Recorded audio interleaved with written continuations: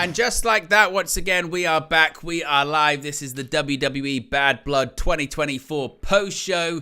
And my goodness me, what an ending. It's an ending, to be fair, that I think people had speculated was going to be happening. The Rock is back in WWE. The Rock making a shocking and surprising return to close out the show, which again, people had expected. There had been rumors. We did cover it in one of the news stories the other day, that he was in the Georgia area. He was attending something else. Actually, it was quite a tragic thing, inspiring thing, so kind of what he was attending. But as soon as we heard he was in Georgia, we went, well, whenever The Rock's in the vicinity for these kind of things, he will tend to show up.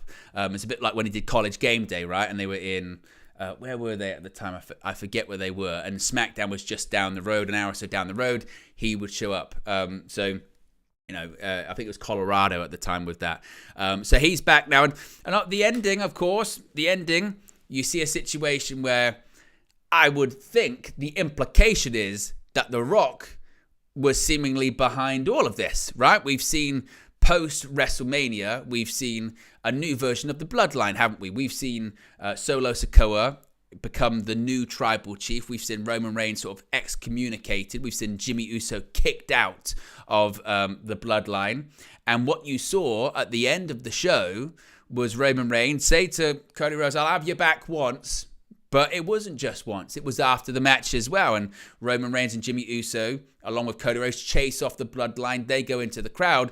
And you see The Rock come out. You see him raise his eyebrow, as you see in the thumbnail there. And you also see him go like that. Maybe suggesting that, Roman Reigns, you're out. And this was all The Rock's doing. The Rock's in control of all of it. Now, we know for the future, when it comes to The Rock and his plans for WrestleMania, they've been set in stone largely for, to be honest, even prior to this year's WrestleMania. Once it was determined that we were going to be getting the pivot, and instead of getting The Rock versus Roman Reigns, instead we were getting The Rock and Roman versus Cody and Seth, it became quite clear, didn't it, that the feud then started to become Cody Rhodes versus The Rock, as opposed to, the Cody Rhodes versus Roman Reigns. Yes, obviously the match happened, but it became quite, for a period there, didn't it? Oh, it's Rhodes versus Rock here. Then after WrestleMania happens, we get that opening hour or so on Monday Night Raw, which was The Rock, Cody Rhodes having this face-off. The Rock's got a championship now, by the way. He's got the People's Championship. It was bestowed upon him by the widow of Muhammad Ali. They even swapped titles for a little bit, didn't they? And said, I'll try yours on. Can I hold yours? Well, if you can hold mine. And they swapped it around. And The Rock said, I'm going away for a while, but our story's not over. And by that, he means, we know what The Rock doesn't show up that much. So that means when I come back, you're going to be my feud. And when I wrestle, which is going to be at WrestleMania, because that's when The Rock wrestles, it will be Cody Rhodes versus The Rock. We know that The Rock's not going to be wrestling at Crown Jewel, because we know it's going to be WWE Champion versus World Heavyweight Champion at Crown Jewel. That was established earlier on in the show as well. So I don't know if this means The Rock's going to be back on television. I don't know if this means The Rock's going to be making appearances on SmackDown or Raw anytime soon. It might just be a case of he was in the area, he can show up, he can raise the people's eyebrow, he can, again, maybe film a pre-tape or something like that, and it kind of is the next beat in this story. But there's lots of different ways to look at it. The one being that it's still going to be The Rock versus, I think the long-term plan for The Rock is The Rock versus Cody Rhodes at WrestleMania 41 and The Rock versus Roman Reigns at WrestleMania 42. I think that's still the long-term plan. As far as how this factors in now with the Bloodline stuff, I still think it's quite clear. You heard Michael Cole say it several times on commentary once Jimmy Uso came back, that he called it the original Bloodline, which says to me they are definitely going towards original Bloodline versus current Bloodline, which is going to be War Games at Survivor Series. And I think it will probably be revealed as well that the Rock's been this sort of a chess master that's been moving these things around when it comes to the bloodline. So I think that's the plan. I think that's what's going to happen here moving forward. Let me know your thoughts, your theories, your predictions about all of that in the chat. We'll get some of your comments up on the screen. So it's Lil Yo's in there with the eyeballs, yes. Nathaniel's in there with the Rock. Star-Lord's in there, says Big Up Owen. Yes, this is the Bad Blood post show. Bad Blood has just gone off the air at State Farm Arena in Atlanta, Georgia. Big returns. It felt like maybe the big return was going to be Jimmy Uso. The biggest return, of course, was The Rock, which some had speculated as well. You can see why there was the push for that to main event the show, obviously, because they wanted to go off the air with that big cliffhanger. You know, the Rock's here, raised the people's eyebrow, did that clearly towards Roman Reigns, I think, and that's the cliffhanger that they wanted to do. Originally, when WWE said we're bringing back Bad Blood, everyone knew it was going to be a Hell in a Cell match, and originally the plan was for the Hell in a Cell match to main event the show. If they didn't have that Rock thing in their back pocket, I would have said, even if it was just Jimmy Uso returning, I would have said, you know, the issue with this show is that in general, if you were to rate this show, it wasn't a very good show. Largely, it was not. It had a fantastic, brilliant opening match. 5-star, one of the best Hell in a Cell matches I've seen in quite some time. Unfortunately, we've seen quite a few because of that Hell in a Cell pay-per-view that was there for years, and we got kind of watered down. But we saw a brilliant opener between CM Punk and Drew McIntyre. Violent, bloody, just a perfect setting and a perfect match type and a perfect example of what a good Hell in a Cell match can be. And then after that, everything else kind of felt like filler and was largely affected by mistiming, botches, or poor execution. We got to the main event, which, having not seen Roman Reigns wrestle for since WrestleMania, and kind of forgetting that a lot of matches in his title reign followed that pattern. If you've seen a Roman Reigns match in the last 4 years, the formula is, and you can't argue against it because obviously it's worked for him, but the formula is theatrics, the slowest of slow build-up, a lot of rest holds, a lot of posturing, a lot of crowd work, and we'll go into a bit of a sort of complicated finish. We'll go for that, and then it's cinema with Roman Reigns, isn't it? That's more what it is. And because he hasn't wrestled for so long, kind of forgot about that. And then watching the main event, you're going, come on, something.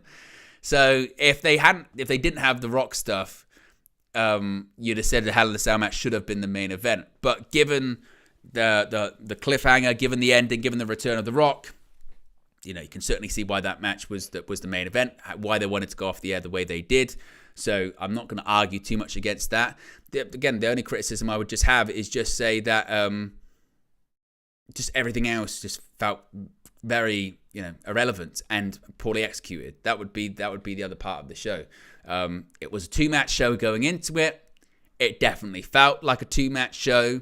And even sort of the big tag match in general wasn't all that to write home about, but the post-match angle is the most important thing here. And, you know, look, it's not going to affect WWE business. They once again sell out, highest gate in WWE, arena gate in WWE history. They're on fire. They are absolutely on a roll, so it's not going to affect anything at all. But you do have to sometimes sort of remember with these shows, you know, the 5-match format, you're getting what you're getting, and it was largely centered around kind of two matches. So let's get into it. Let's get into the matches. Of course, as I mentioned, we started off the show with the Hell in a Cell match between CM Punk and Drew McIntyre. It's not difficult to say that it was the match of the show. They always do say, you know, if you're not going to go on last, you want to go on first. It's when the crowd's the hottest, red hot. And in terms of honestly, in terms of, you know, the one of the biggest selling points for the show, the things I was looking forward to in the show, really was this match. This was because, you know, you get a tag team main event. nothing really on the line and all that kind of stuff. Again, it's more the sort of, it's the box office match, isn't it? But this one is by far the best match that they've had together in their trilogy. The trilogy's over. CM Punk gets the victory. If I had to rank the matches that they've had, I would go this one, Hell in a Cell match by a country mile. Second one, you'd say SummerSlam. And third, you'd say Bash in Berlin with the strap match, which I didn't think was really all that. I think it's the best CM Punk has looked since returning to the ring. Since returning to the WWE ring, rather. Some of the matches he's done thus far, obviously the Royal Rumble he got hurt. The other two matches he's done at SummerSlam, at Bash in Berlin, he's kind of looked a bit gassed at certain points, or like he was sucking air, or just didn't look like he had quite a lot of ring rust, which would make sense. He hasn't wrestled all that much in the last year. But this was the best he has looked. This was everything you would want a Hell in a Cell match as part of a blood feud to be, which was violence, which was blood, which we got two kinds of blood in this match. So CM Punk was first to bleed, and you went, all right, we're getting color here. It became very obvious. Well, there was discussion with the Punk one going, oh, has he bladed? Is that what they're doing here? Once Drew McIntyre got color, it became very, very clear that the blood they were utilizing in this match were blood capsules. And look, I don't really care. I don't care if you're gonna, gig your head or you're gonna break a blood capsule. It's you're, as a viewer, you're just looking to be entertained. So I'm not bothered all that much. But McIntyre's one was more obvious because in addition to him having just an ungodly amount of blood in a matter of seconds when his blood capsule on, his hand was also bright red from when he just clearly burst it on his hand, and it stayed all in his hair.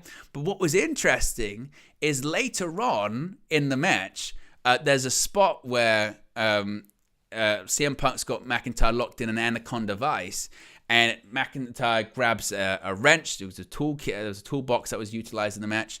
And he grabs the wrench, and it looks like he's going to hit Punk with it. Punk takes it out of his hand and goes bang, bang, bang, bang, bang.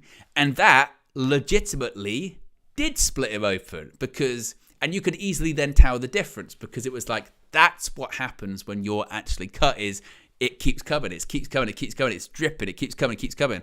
And at that point you could tell again, that wasn't meant to happen, because that's when the towel comes in to mop the face of, oh, he's actually bleeding here, this is not good. But again, I don't, it doesn't bother me, anything like that. That's, splitting hairs. But finish comes, CM Punk. At one point, McIntyre had got the velvet bag from under the ring, which I thought was going to be thumbtacks. I thought we're really paying homage to Hell in a Cell here, aren't we, with Mankind and Undertaker in '98. But it wasn't. It was beads from the damn bracelet, that friendship bracelet with Larry and AJ on it.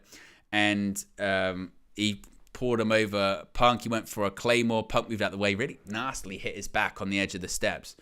Punk then scoops up some of the beads, puts in McIntyre's mouth. He's wrapped a steel chain around his knee, hits a GTS on McIntyre, and gets the 1-2-3. After match, Punk's looking like he's exhausted and he's getting oxygen and being carried out. They worked on McIntyre too, but it was, as I mentioned, it was the match of the show. Anything that was going to follow it was going to be in a difficult position, which we'll get to very shortly. But brilliant, absolutely brilliant. Without saying, it's Punk's best match since his return. It's the best match they've done in the trilogy. I'm interested to see where both of them go now in terms of next opponents. For Punk, he had teased in the Gunther, but now we know that's not going to happen because Gunther's plans for Crown Jewel are busy, and they might be busier with someone else in the audience. For McIntyre, I don't know what happens with him next, but it was a brilliant match, really, really well done, really good Hell in a Cell match, really enjoyed it. That's the kind of Hell in a Cell match that I grew up watching, which is you didn't see them all the time. When they did happen or got announced, you went, right, this is going to be brutal, this is going to be bloody, this is going to be violent. And that's exactly what that match was. So I thought that match absolutely delivered. Best match on the show by a clear distance. And then after that, we had the difficulty in trying to follow it, really. And the attempt to follow it was the Women's Championship match between Nia Jax and Bayley. And this is where the show starts to kind of go downhill, in all honesty. After this, we just got sort of 3 matches that were just very sort of botch heavy, to be honest with you. Nia Jax and Bayley had a bunch of spots in the match, including one where Bayley tried to powerbomb Nia Jax, and she was meant to try and turn it into a Hurricane Runner. She just didn't. And Bayley just had to kind of flip by herself. There were other spots that didn't work out. And largely, look, the crowd were tired because of the match they just saw.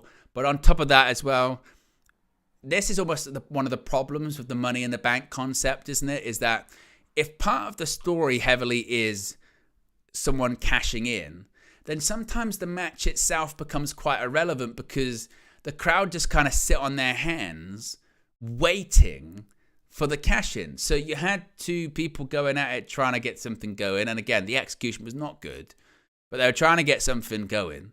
And the crowd are just waiting for Tiffy time. They're just waiting for Tiffany Stratton to cash in. Now, they do a spot where Nia Jax falls on the ref and squishes her like a bug. So the ref's down. And out comes Tiffany Stratton and the crowd go crazy. And they're like, right, we're going to get this cash in. We're going to get this cash in. She hits Bayley with the briefcase. Nia Jax is down at the time. So she's thinking, right, the champion's down, challenge, I'm going to cash in. I'm going to cash in. Gives the tries to wake up the referee first, delaying the time. Then gives the briefcase to the referee. But Nia Jax, who was dressed in red, sat up like she was Kane, stared at Tiffany Stratton, and was like, you're not going to cash in now. You're not going to cash in. Bayley tries to capitalize. Bayley goes to the top rope. Then they were meant to do a spot where Bayley threw the briefcase at Stratton, and she just kind of didn't. And Stratton still sold it like she got hit with the briefcase. Nia Jax hits the Annihilator. She gets the win. As I said, it was not good. It was not good. If I had to look at all the rest of the matches, though, it's probably the worst match on the show. It wasn't a match I was really excited for or looking at going into it anyway. But yeah, it was not good. People are just waiting for Tiffany Stratton to cash in, I guess. But yeah, it was not great. Next, we had hopefully the end of some of this Judgment Day storyline stuff, because Damian Priest defeated Finn Bálor, gets his victory. Once again, I mentioned the running theme this evening was, is there a finish? Yes. Well, we will get it wrong in the finish. So Damian Priest faced off against Finn Bálor. Inevitably, it's going to be leading to the Judgment Day getting involved. Judgment Day do get involved, and it looks like that they're going to cost Damian Priest the match. Finn Balor's doing these foot stomps. He does one off the top rope to the back of Damian Priest, goes for another one. And I don't know if Damian Priest's leg gave way or something like that during this moment, but he kind of missed it. So Finn Bálor goes up for it again. He gets caught. South of Heaven choke slam. 1, 2, 3. He gets the victory.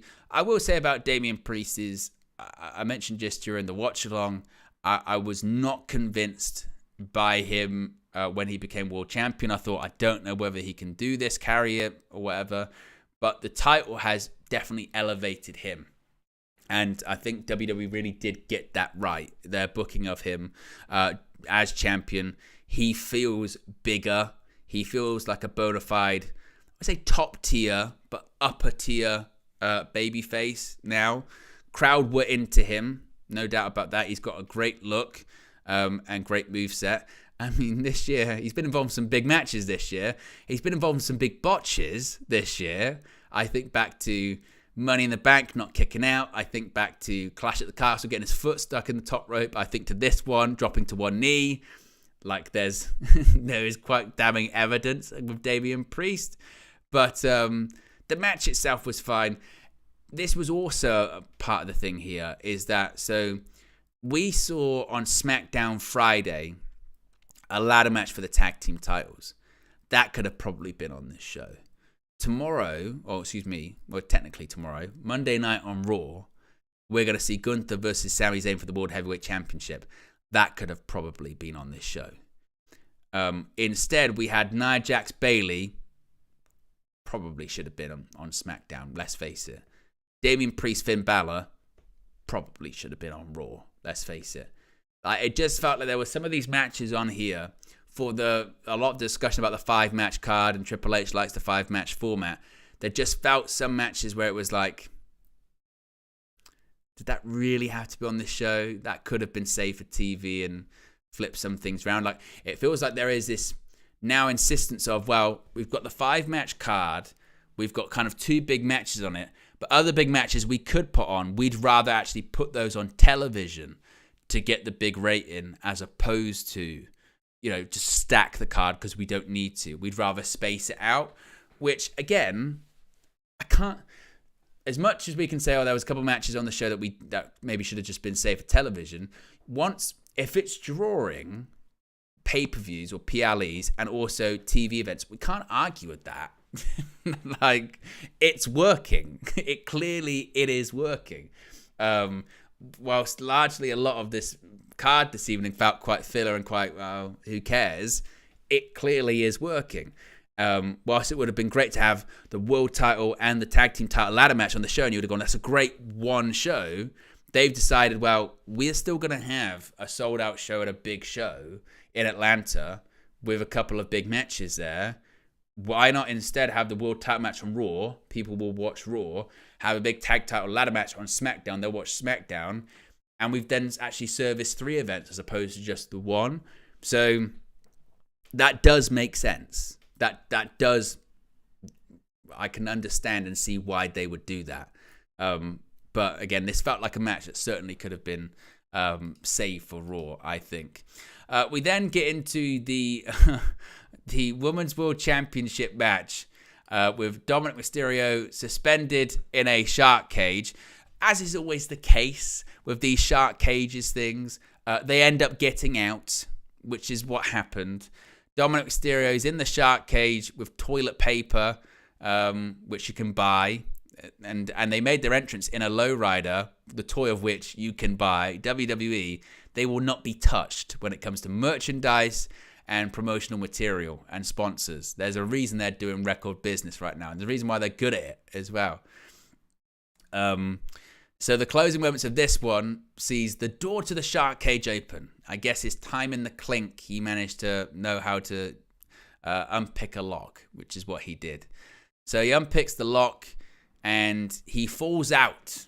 And I wondered when he was getting when he was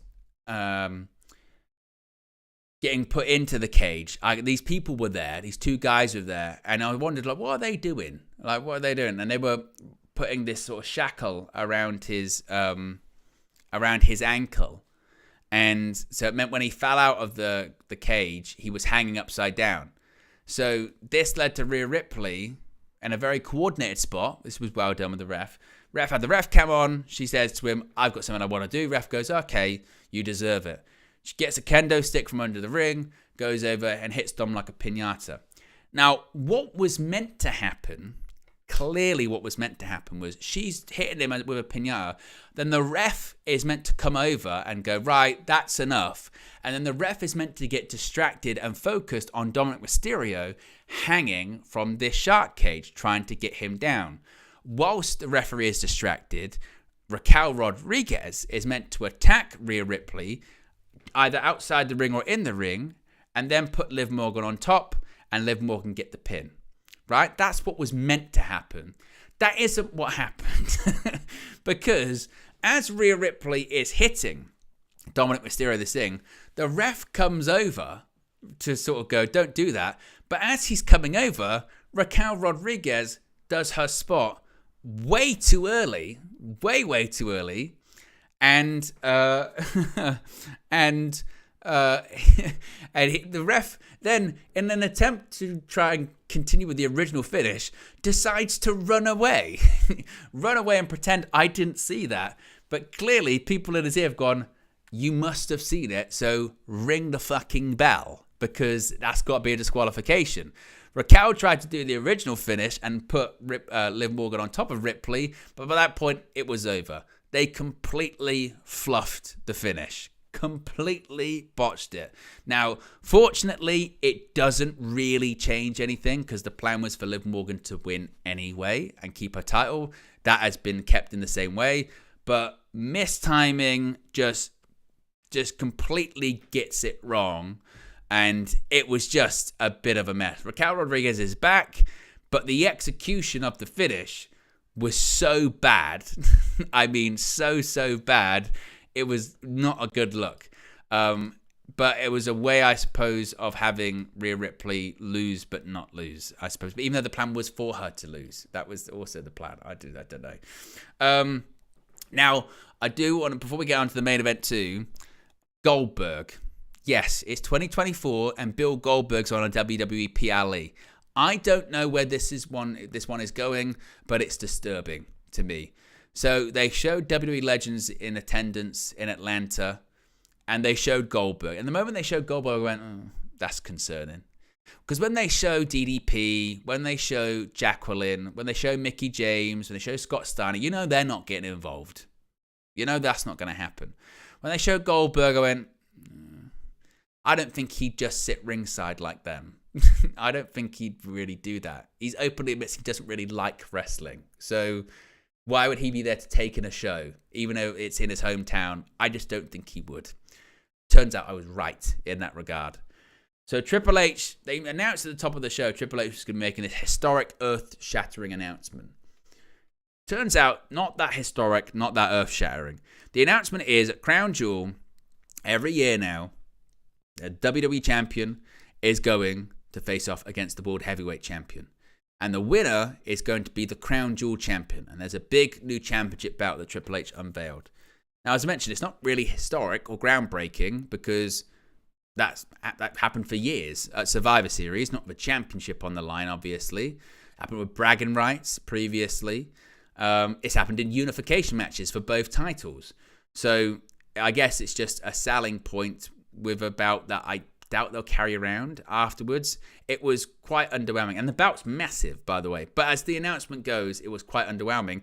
And it's almost like they knew that because immediately they focused on something else. So Gunther comes out and basically says, oh, well, I'm world champion, so I'm going to win that then. And then Goldberg's in the crowd. And he goes, well, I want to address something, Goldberg. Recently I said to Bret Hart, you're my favorite. I wasn't telling the truth. I was lying. Then he says, I hope you're a better father to your son, Gage, than you were a professional wrestler. And that's the whole thing with Goldberg. Don't say anything about his kid. So Goldberg jumps over the barricade, and I went, here we fucking go. I cannot... Oh, no. I mean, I'm glad Vince isn't around because Gunther would be getting squashed in 30 seconds and Goldberg would be the new World Heavyweight Champion. That was what it would be. But Goldberg, security comes out, and while security comes out, Sami Zayn attacks Gunther. Obviously, they've got their match Monday for the world title.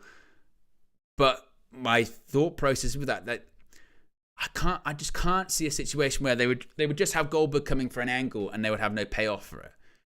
Goldberg has been very vocal and complaining that Vince McMahon promised him a retirement match and didn't deliver on it. He's not under contract, as far as I'm aware, with WWE. I have no interest in seeing Bill Goldberg have a match in 2024 because there's no point. What'd you get out of it? Like, if he faces Gunther, the match will be maximum 3 minutes long, and it will be Gunther winning. There's no way Goldberg's going to beat Gunther in 2024. But why? Who wants that? Who needs that? Nobody needs that. Nobody is talking for that. And also, in his time away from WWE, he's been talking, if you've heard any of his interviews, a lot of shit about WWE and a lot of shit about Triple H with these bizarre conspiracy theories of when I got back there, that's when they had Asuka defeat my undefeated streak and blah, blah, blah. And you go, Bill, it's not real. Your undefeated streak is not real. The number in it, again, was made up. They inflated that number every single week, and you're now going, oh, they took my undefeated streak away from me, this, that, and the other. You came back. They gave you the Universal Championship not once, but twice. You wrestled a WrestleMania match against Brock Lesnar. You defeated The Fiend, which you had no business in doing. One of the worst booking decisions of all time, and particularly in recent memory. You got inducted into the Hall of Fame, and you did have these like 3-minute matches squashing people that you shouldn't have been squashing. But you were treated, and you were paid handsomely for doing it. You were treated so badly during that time. Of course you weren't. So, and what a retirement match for Bill Goldberg would look like, I would just hope it would be he comes back and Gunther beats the shit out of him for like 30 seconds, and then that's it. What a way to ride off into the sunset. But frankly, at this point, Gunther doesn't need the rub. He doesn't need the rub for that. It'd be probably one of the worst Gunther matches we've seen. So I just didn't see the point of it, really. I mean, and if it's not leading to anything, then why bother? Then why bother doing it at all? It just made zero sense to me. But again, the other part of it would just be that I just hope it doesn't lead anywhere, because I hope it can't, because it would just be completely pointless in my opinion. But there we go. And then we move on to the main event, which was Cody Rhodes, Roman Reigns versus the Bloodline. As I mentioned at the top of the stream, I had forgot, because I hadn't seen, obviously Reigns, we hadn't seen Reigns work a match since WrestleMania. And I forgot that in Reigns' title reign, his matches, his PLE matches, his main event title matches, became quite predictable, didn't they, in terms of how he formats them. He's got this format that he sticks to, and he's really stuck to it since he became heel Roman Reigns back in 2020, which is, it's less about the action, it's more about the story, crowd work, taking your time, looks, glances. That's what he does for a big chunk of the match, and then he'll go into a finish of that's, you know, a bit faster. He'll snap into it, and that's what he does. And I forgot that. I forgot that because the entrances alone maybe took 10, 15 minutes. And then after that, it was a match that was largely filled with posturing. We got into, some bigger spots towards the end. Cody Rhodes does a big splash through the table to Jacob Fatu, which is, retaliation for SummerSlam when the same happened to him.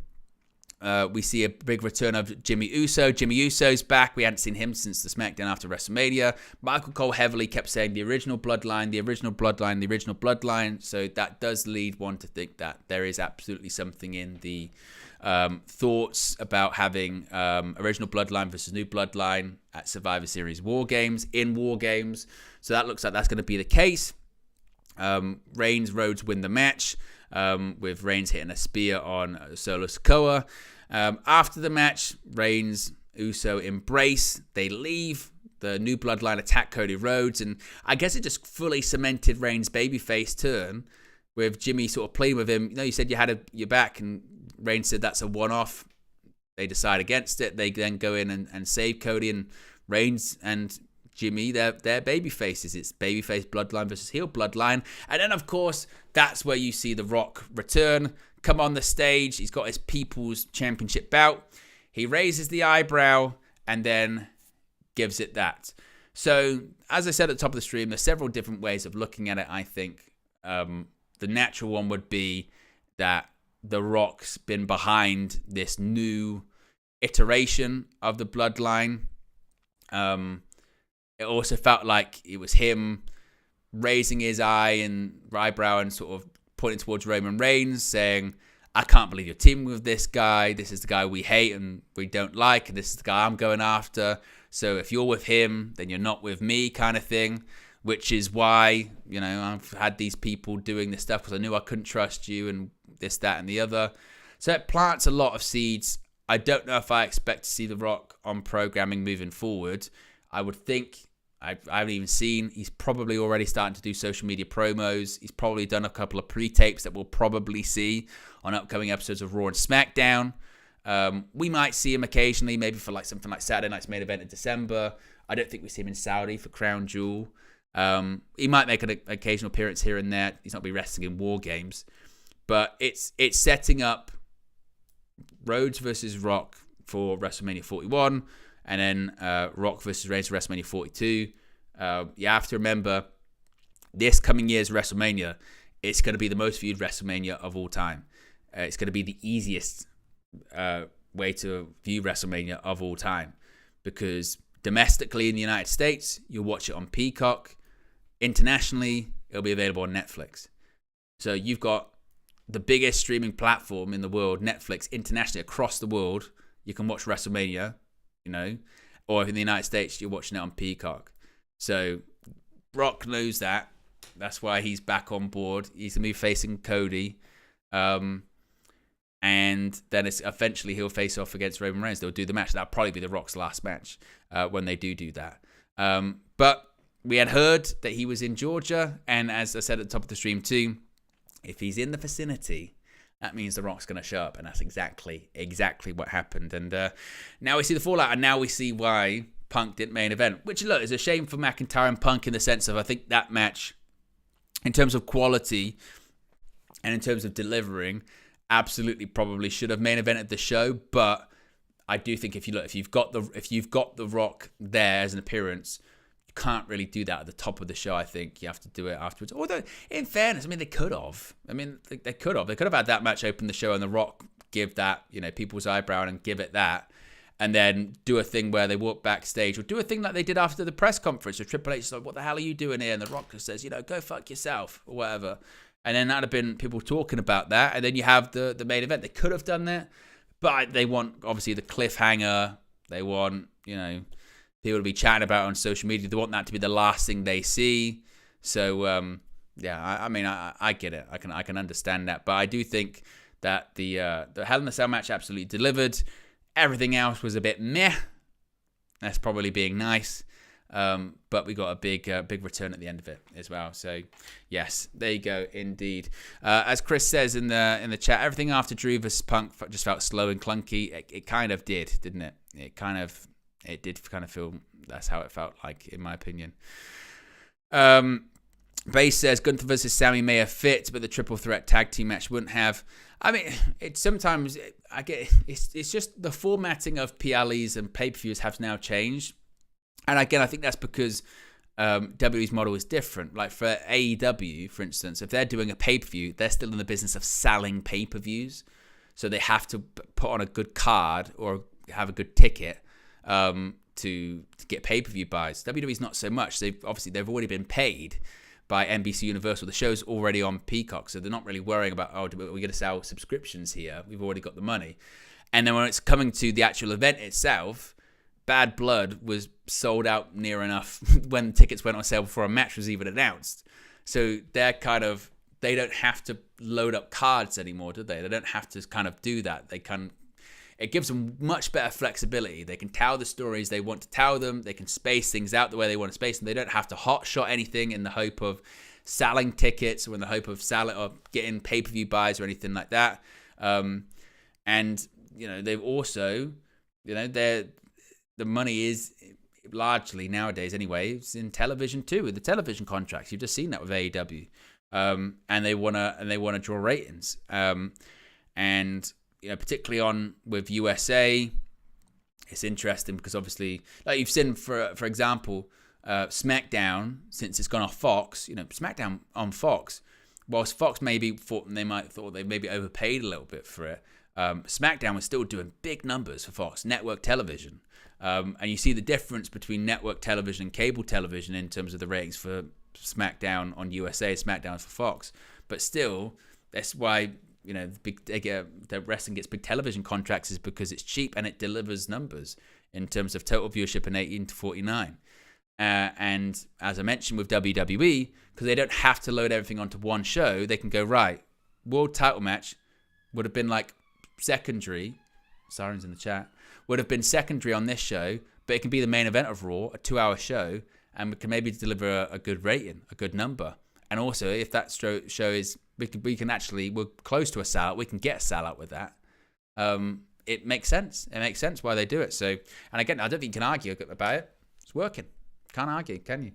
But there you go, guys. That is the post show for you. Let me know your thoughts in the comment section if you're watching this after the fact. Appreciate everyone that stayed up late with me. I've got to get some sleep now. I'm going to be up early watching Manchester United. Gonna be fun, isn't it? So if you're from United View, I'll see you all then. I'm out of here. Peace.